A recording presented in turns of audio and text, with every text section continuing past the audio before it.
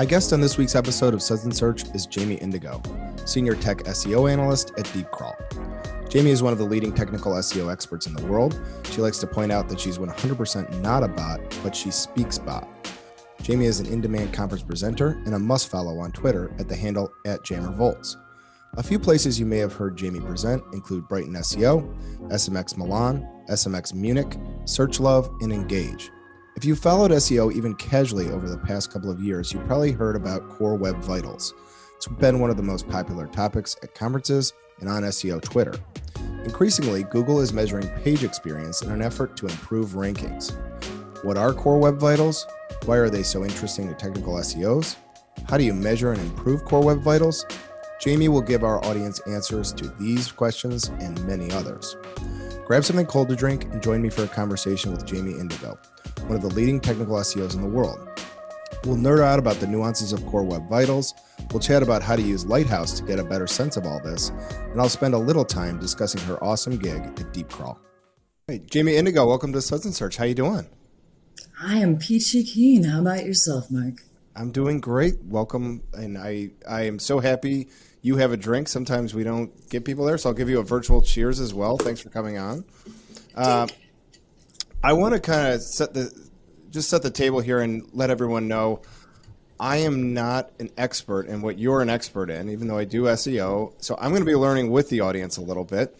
To kind of get started, I want to get a better sense of history. I know that Core Web Vitals were something everyone was talking about maybe for the last year and a half. The topic generated a ton of interest, at SEO Twitter and at conferences. From your perspective as a technical SEO, where you live in this world, why are Core Web Vitals so important? Well, Core Web Vitals are a really human-centric way of measuring digital experiences, and our lives are digital. So the ability to, on your phone, when you've got a poor network connection, connect to all of that. It's the human-centric answer. The more technical focus answer is Core Web Vitals are similar to, we measure cars. We talk about miles per gallon and horsepower and all of that, and they are the result of how it's built.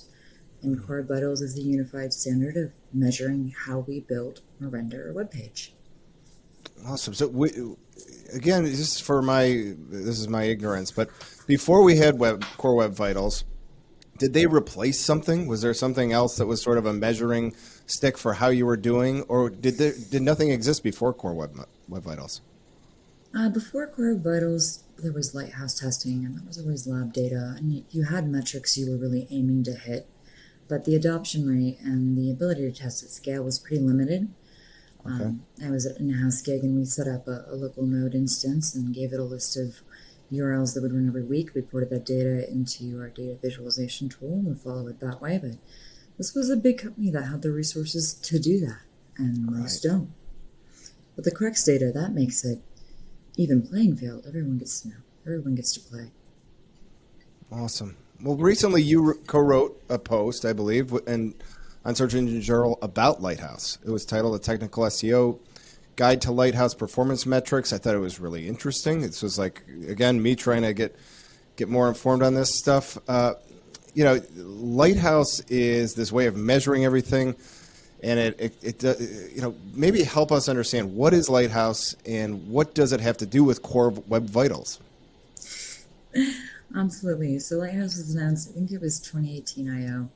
And it was a way of providing meaningful testing about how a page was being delivered to users. Because before then, people were using things like, DOM complete.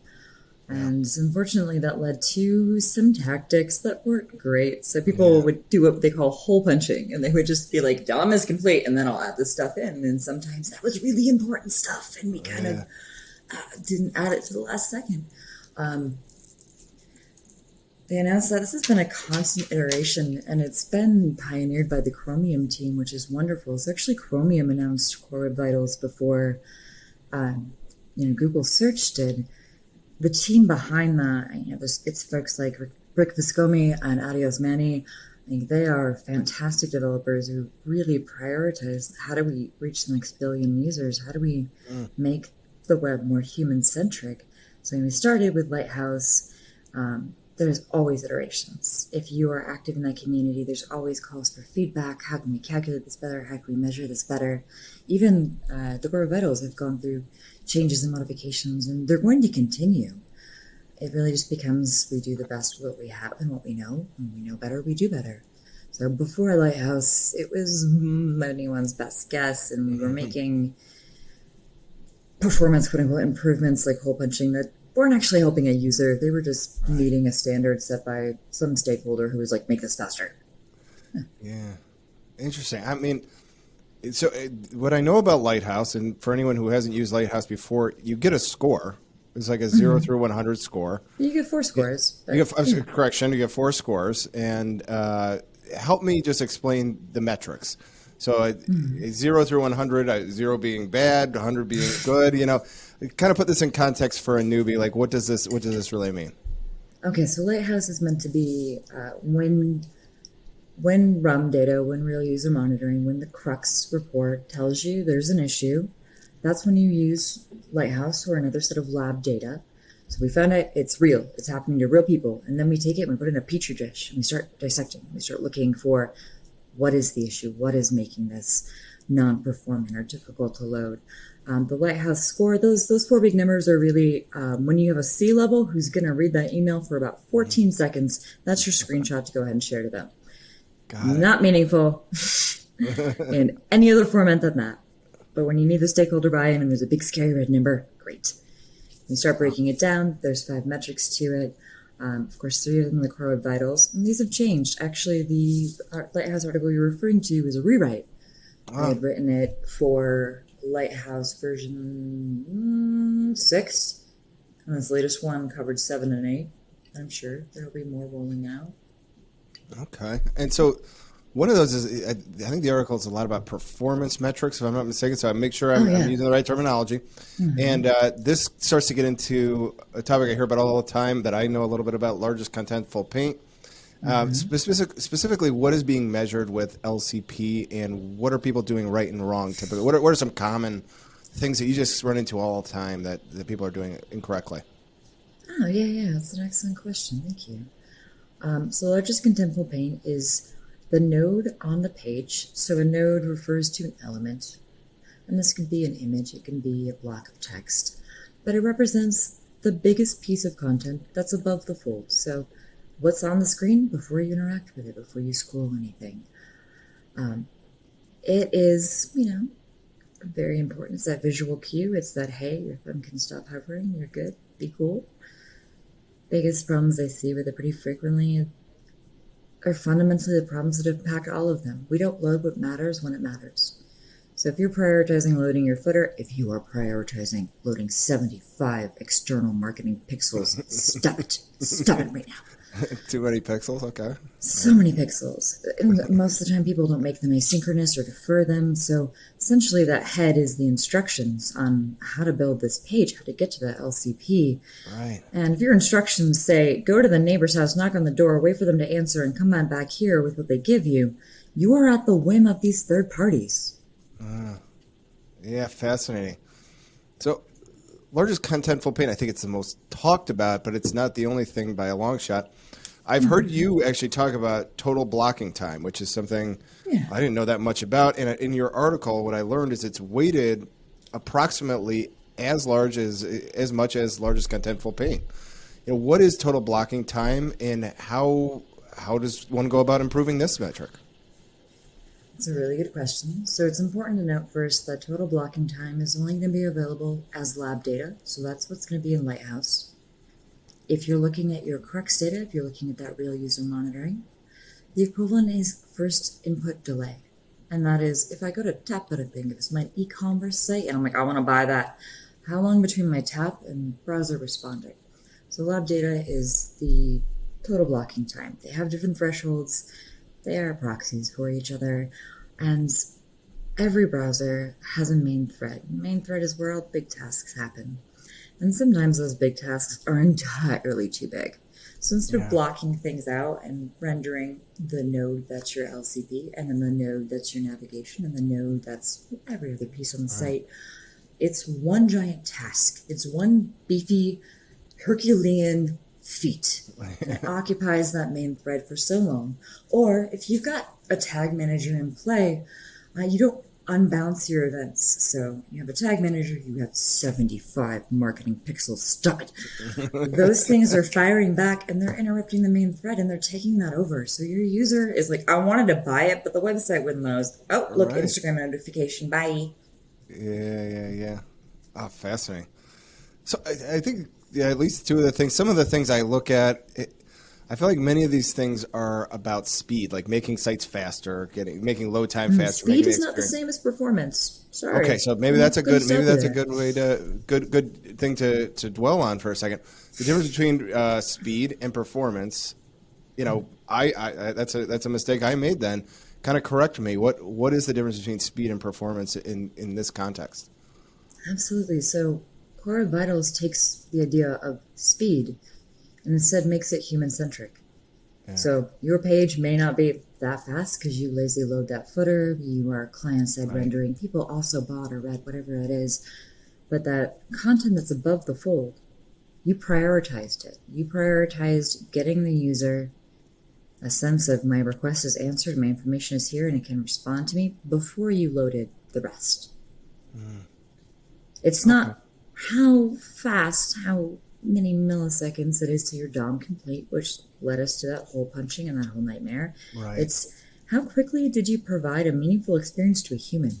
That's important. Yeah. Well, and then this tries to be measured. So are we getting into an area, I want to just make sure, maybe this is an oversimplification, but are we getting into an area that you mentioned in the article, cumulative layout shift, that this is something different to me, that this is about that's measuring annoyance. Is that what it is? Okay, so that's not. Yeah, it's legitimately meant to measure how annoying you are to a user. What are some ways that people are annoying users and therefore messing up their cumulative layout shift? What are some of your favorite cringeworthy examples of this? I mean, if we circle back and I'm on my e-commerce page and I'm like, "Oh yes, buy," because I'm impulsively buying because that's what you do during a pandemic. And suddenly you put a marketing banner in that pushes that buy button down, and now I've tapped into a marketing banner and it's opened up a new window and I'm annoyed and frustrated. It's visual stability. It's you loaded a thing, keep it in the same spot. If you're playing a game of shake up and loading things and moving them around the page, it's hard to interact with. It's frustrating. Wow. All right. Well, I have one more question from the article, and then we can talk about what's going on with you at DeepCrawl. But one of the takeaways I had is that you don't have to run Lighthouse from developer tools. You mentioned that testing the same pages frequently, you can use web.dev. You can also use node command line. And then I start to lose the thread. I'm not exactly sure what all this means. So please take this slowly for me, a state school grad. What are some ways you can run Lighthouse, and why should you choose one method versus another? Did you say you're a state school grad? Yeah, that's right. Me too, but they bought a university title and they're like, you can have a university diploma for $80. And I'm like, no, I'm a CD. I'm a roadrunner. What's that? There you go. Yeah. So when it comes to running Lighthouse, your methodology is important because it's that lab data. And, when you're trying to tell someone something's broken and they're like, it works on my machine. Yeah. It's important to be aware of that because different petri dishes may have different responses and actions. So in setting up your testing, you're really going for consistency. And if you have the ability to set up a local node and test your lower environments, then you're not having to be reactive when something's released to production that really mucks up your Christmas. So it depends. That's the answer on how you should test. If you only have a couple of pages you're checking in on, you can use something like web.dev and it'll keep a pretty little timeline for you. I do recommend when you're doing things like that you can save the test. You can save the old one. Do that because while it's going to show you that timeline of the overall big scary C-level number, it's not going to show you the nuances. If you have the capability, and it's really not that tricky to set up a little node, give it a list of URLs, have it run once a week, and using BigQuery or whatever your poison is, go ahead and create that visualization. That's useful, and I love that strategy because it allows you, once you've had buy-in on that first go of, trying to get tickets prioritized, and you finally get it in. Now you can show the result. That pretty graph that's going to get a C-level's attention in that 14 seconds of email scan is your friend. Nice. If you're testing in browser, make sure you're not using extensions. Even then, make a testing profile. DNS records get cached. Be consistent. Moral of the story is, however you want to test, you do you, boo. But be consistent about it. I love it. Well, we were talking right before the camera started. You are coming up on a year at DeepCrawl. I didn't even realize you were there. You're like this amazing follow on Twitter. I didn't really know where you worked. Don't say that. They're going to want me to put the handle in my bio now. Dumb. What has the year been like, though? How's it going at DeepCrawl? Are you doing interesting stuff? How do you like it? I never thought I would go back in-house. So I was in-house at a Fortune 150 and doing the 80 hours and doing the insanity and playing a little bit of steward on the Titanic, going, iceberg. Hey guys, there's an iceberg. Guys, iceberg's still coming. We're still, okay. I'll let you know again in 10 minutes. And I had just so many amazing opportunities. I was like, I want to go do those. And it was really funny. I'd do meet and greets with new clients and they would try and make it a job interview. I'm like, I'm sorry, that's not how this works. I love that. But the team at DeepCrawl, I was lucky enough to work for Ashley Berman Hale at an agency here in Denver. And I interviewed with her and it was just amazing. Twitter patient in love. Like, look at this amazing badass woman who's working in tech SEO. And I mean, back at that point, tech SEOs, we were kind of the misfit children between marketing and dev. Like, no one really wanted us there. It was before this beautiful renaissance that, tech SEO Boost has provided. Now, 2018, the Google search team moved to be underneath the Google developers umbrella. So that's been an entire pivot to let's focus less on some correlative data and speculation about sort of nefarious strategies and more into like, no, this is code written in order. How do we make this run in order better for the humans? And the team there, the interview was fantastic. I got to meet my teammates before and I was like, okay, how does this job make me better? Yeah. And my co-author, Rachel Anderson, she's a phenomenal human. She was like, yeah, they paid for me to do some Python courses and now I've become really proficient in using Google Data Studio. So that ability to have your specialization. And there's a thing with a team of tech SEOs where we all know that we can't know everything. And we all know that our job makes brain meats go brrr. Like, it's hard. So we don't really have to compete with each other. There is no drama. I don't know this one, do you? Like, sometimes you lead the way and hold the light and sometimes someone else does. And it's wonderful. I didn't think I'd find a team of unicorns, and I did. That's great. Awesome. Well, congratulations to you and to DeepCrawl. I think it sounds like an awesome experience. I've just two more questions, but this one just came to me. So you mentioned twice all the marketing pixels and just how much this gets under your skin. I wonder if you have a second one. I wonder if you have another thing that you see all the time that just like gets under your skin that bad and makes you angry. No one came to your page to see that ridiculous giant picture above the fold. Like, if I don't, it's that angle of like, and we put a giant marketing banner at the top of the blog, and the actual content of the blog is below the fold. Or, I'm here to read a recipe, and I'm hearing a story about some family member. Yeah. I think. I just want an internet where it's human-centric. We give people what they ask for instead of focusing all that energy on how to manipulate and game algorithms. We go, hey, how do we make this more accessible? How do we make this more available? How do we make this more meaningful? Awesome. Well, amen to that. And I want to ask you a question that's sort of a banal question, but I love your email address. How do people reach you if they want to connect with you? Jamie at notarobot.com. There are dashes between those words.